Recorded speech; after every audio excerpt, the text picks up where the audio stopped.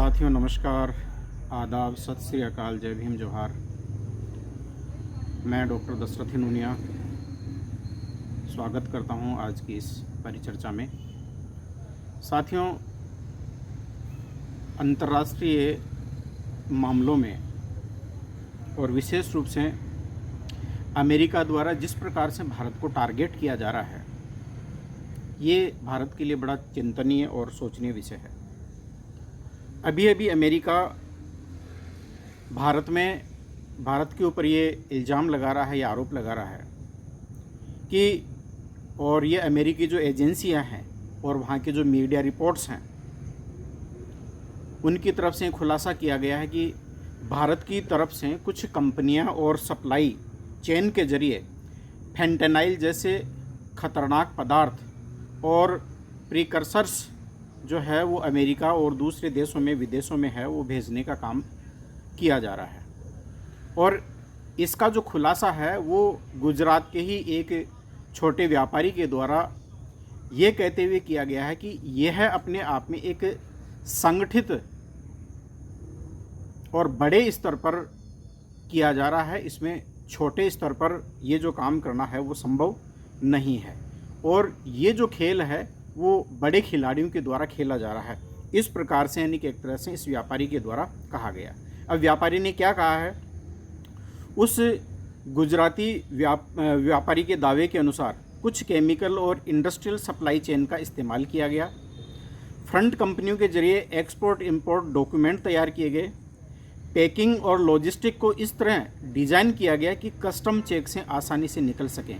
हालांकि ये बातें अभी आरोप और दावे हैं जिनकी जांच जारी है, और जांच के बाद में ये देखना है कि पहली बात तो ये कि होती है या नहीं होती है, और यदि होती है तो फिर उसकी क्या रिपोर्ट आती है, ये अपने आप में सोचने वाली बात है।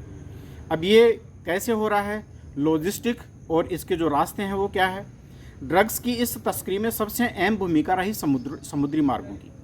कई रिपोर्टों में पश्चिमी भारत के बंदरगाहों का नाम सामने आया है, और पश्चिमी भारत के बंदरगाह कौन से हैं आप समझ सकते हैं। कंटेनरों और शिपमेंट्स के जरिए लाखों डॉलर की कीमत का माल, ये इस प्रकार का, यानी कि एक तरह से जो माल है वो भेजा गया है। सिर्फ इतना ही नहीं, गुजरात के कुछ औद्योगिक इलाकों में कंपनियों का नाम अमेरिकी अभियोग में आया है, जहाँ से प्रीकर्सर केमिकल सप्लाई किए जाने का आरोप है। यानी ये जो बात है ये बड़ी अपने आप में गंभीर है, और भारत जैसे देश की छवि है वो अब अंतर्राष्ट्रीय राजनीति में, अंतर्राष्ट्रीय जो स्तर पर किस प्रकार से बदनाम की जा रही है, ये सोचनीय विषय है। और ये यहाँ के जो शासक हैं, यहाँ के प्रधानमंत्री और विदेश मंत्री है, उनके ऊपर भी बहुत बड़ा ये जो सवाल है, क्या ये उनका फेल्योर है, ये सोचनीय विषय है। इस नेटवर्क के जरिए सबसे ज़्यादा प्रभावित जो इलाके रहे हैं, इनमें गुजरात का पश्चिमी तट, जहाँ कई बड़े पोर्ट हैं, ख़ास तौर से मुंद्रा और अन्य बंदरगाह, जहाँ पिछले वर्षों में कई बड़ी बरामदगियाँ हुई है, और साथ ही आंतरिक औद्योगिक जोन जैसे अंकलेश्वर, जहाँ केमिकल इंडस्ट्री का बड़ा क्लस्टर है। तो ये जो है वो देखने को मिला है। मुंद्रा पोर्ट पर जो है सबसे बड़ा सवाल है, क्योंकि ये मुंद्रा पोर्ट है वो मोदी जी के परम मित्र का है।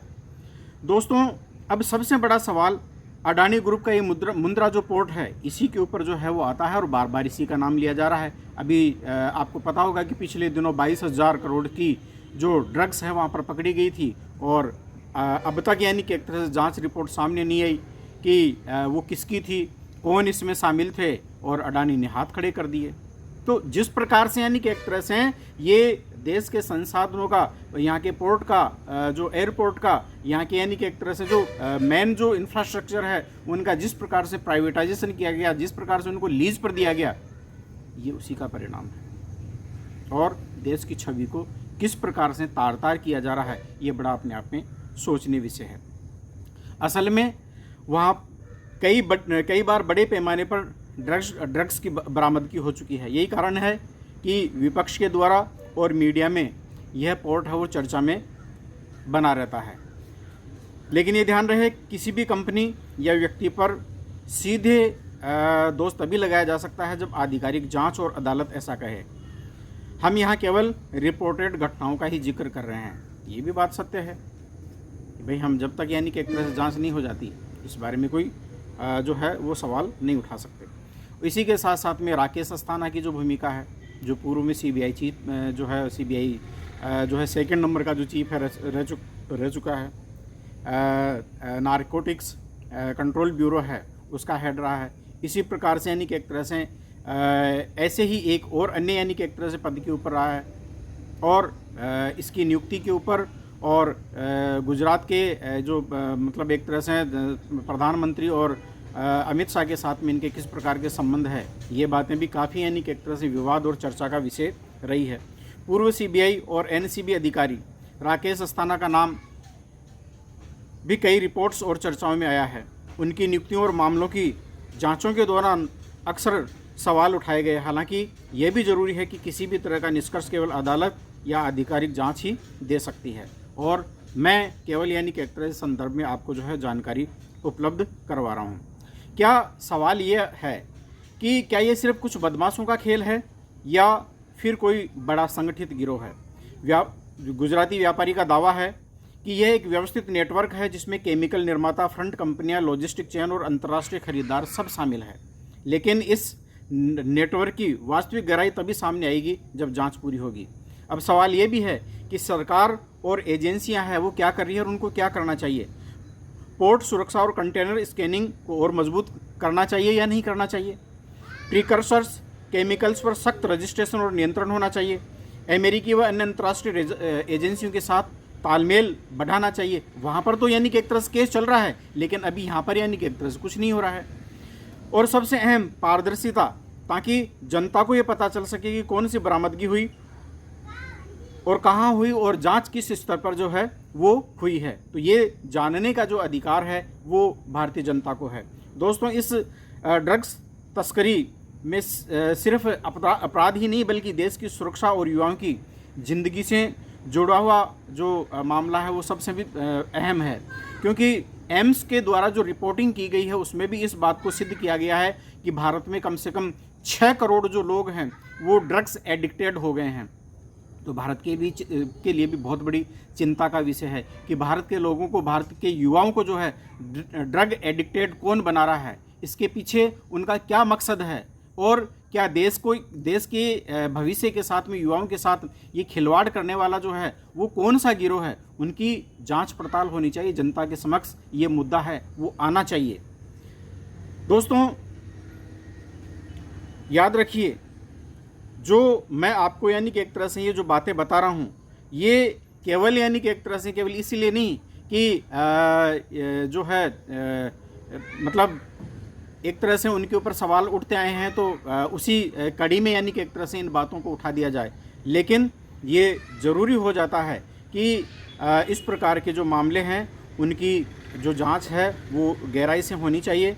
और ड्रग तस्करी है ये केवल एक अपराध ही नहीं है बल्कि ये देश का अपने आप में एक भविष्य का भी सवाल है।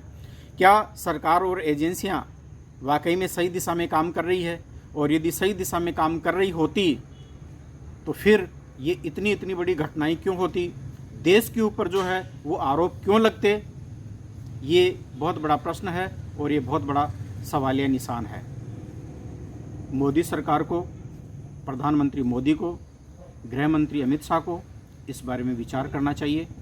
क्यों बार बार अमेरिका भारत के ऊपर इस प्रकार के आरोप लगा रहा है, क्यों भारत की जो छवि है वो एक इस प्रकार के देश की बनती जा रही है। क्या यही कारण है कि अंतर्राष्ट्रीय राजनीतिक संबंधों की स्थापना में हम पूरी तरह से फेल्योर हो रहे हैं और भारत की जो छवि है वो निरंतर अंतर्राष्ट्रीय मंचों पर गिरती जा रही है। ये बहुत बड़ा प्रश्न है।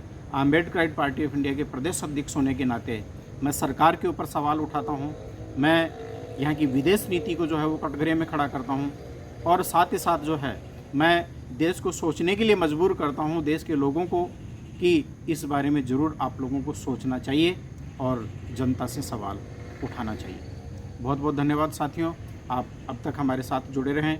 यदि आप संविधान, सत्य, विज्ञान, मानवता, मानवाधिकार और अंतर्राष्ट्रीय कानून, कॉस्मोफेमिनिज्म और अम्बेडकरिज्म में विश्वास करते हैं, यदि आप विश्वास करते हैं इक्वलिटी, लिबर्टी, फ्रेटर्निटी और जस्टिस, ज्ञान, विज्ञान, मानवता में, तो आप हमारे साथ में जुड़ें, पार्टी को जो है वो ज्वाइन करें।